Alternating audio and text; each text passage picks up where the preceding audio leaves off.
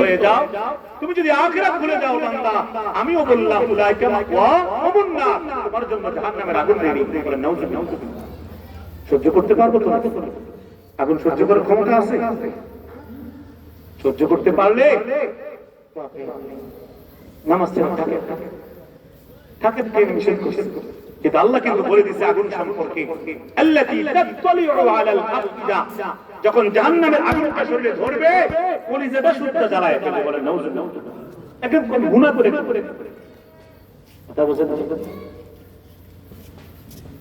আমাদের সমাজের মধ্যে একদল লোক আছে, কেউ আবার এই অভ্যাস থাকলে আমার লোকের রাগ হয়ে যায়, রাগ হলে কিছু করার নেই।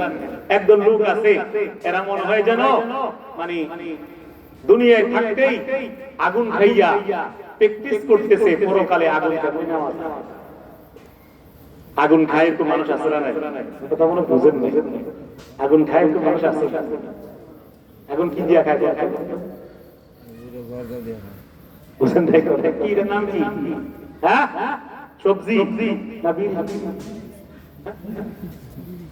সিগারেট খায় কি খায় না? এটার ভিতরে কি আগুন না? পুদিরে কি ছড়ায়? আগুন না? আগুন খায় কেন মানুষ?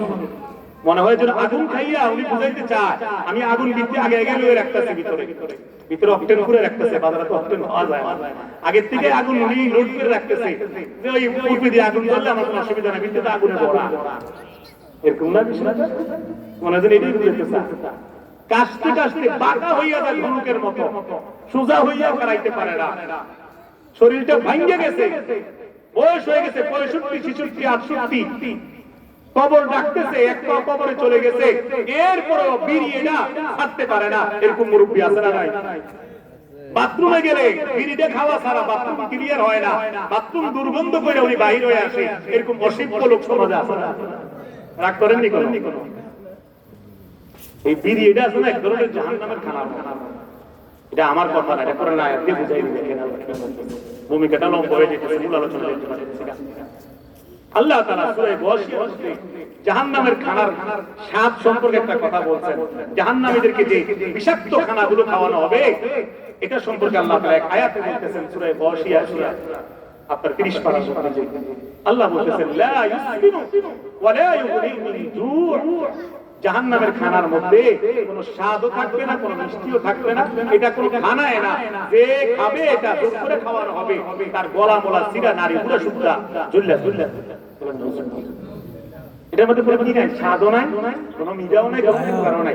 তাইলে সেম বিড়ি যেটা মানুষ খায় দুনিয়ার মধ্যে, সিগারেট আর থেকে এটার লোক আরো যদি সম্পৃক্ত জানি, গাঞ্জা, ইয়াবা, বাবা, আব্বা, দাদা যেটি খায় পোলা পায় সিপা সাবার মধ্যে লুকিয়ে লুকিয়ে কথা বলেন, এটি শক্তির মধ্যে কোনো মজা নাই, দেহের জন্য কোনো উপকার নাই।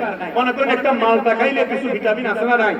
আপেল খাইলে আছে, অন্যান্য ফলগুলো খাইলে কোনো এক একটা ফল এক এক রকমের উপকার আছে না নাই? কিন্তু বিড়ির মধ্যে কি উপকার আছে কোন ডাক্তারের কাছে কই বলবে? কোম্পানি লেখা দেয় ধূমপান মৃত্যু ঘটা, লিখে দেয় কি লিখে এরপরে কি এক আশ্চর্য কারণ, ক্যান্সার হয়ে যায়, শরীর পুচ্চা যায়, ভিতরে নষ্ট হয়ে যায়, এবং এমন দুর্গন্ধ। এটা নিয়ে যে মসজিদে আসে, যে মসজিদের মধ্যে পেঁয়াজ খাইয়া আসলে ফেরেশতা কাছে আসে না, রাসূলের কথা, মুখ ধুইয়া তোমরা পেঁয়াজ খাইলে মুখ ধুইয়া মসজিদে আসো।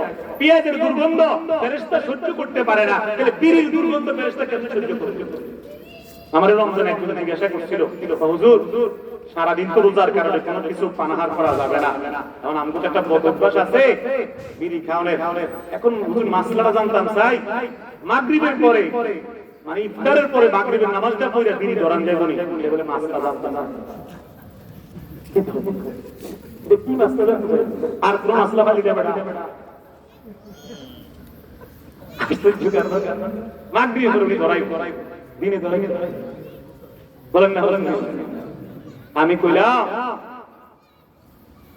যে মাগরিবের পরেই তো, মাগরিবের পর থেকে নিয়ে রাত পর্যন্ত ফেরেশতারা জান্নাতের দরজা খুইলা আল্লাহর আদেশে আল্লাহর হুকুমে ডাকতে থাকে প্রত্যেক রমজানের রাতে, ইয়া বাগিয়াল খাইরি আকবিল ওয়া বাগিয়াশ শাররি আকসির, হে কল্যাণ তালাশকারী দ্রুত কল্যাণের দিকে আগাও, নামাজ রোজা বেশি করে করো, যত করবা তত আখিরাতের জন্য পরকালের জন্য তোমার লাভ হবে, তোমার জান্নাতের জন্য লাভ হবে। ওয়া বাগিয়াশ শাররি আকসির, গুনাহগুলো বন্ধ করে দাও, রমজান আসছে সম্মান দাও, রাতের বেলা এরকম প্রত্যেক রাতে ফেরেশতারা জান্নাতের দরজা খুইলা দুনিয়ার মানুষকে ডাকতে থাকে, হয়তো আমরা দেখি না, এটা হাদিসের কথা, এবং তারা বলে ওয়ালিল্লাহি উতাকাউন মিনান নার, নবীর হাদিসের কথা এটা। আল্লাহ তাআলা রমজানের প্রত্যেক রাতে অগণিত অসংখ্য রোজাদার বান্দাদেরকে আল্লাহ তাআলা রাতের বেলা মাফ করতে থাকে, বলে সুবহানাল্লাহ।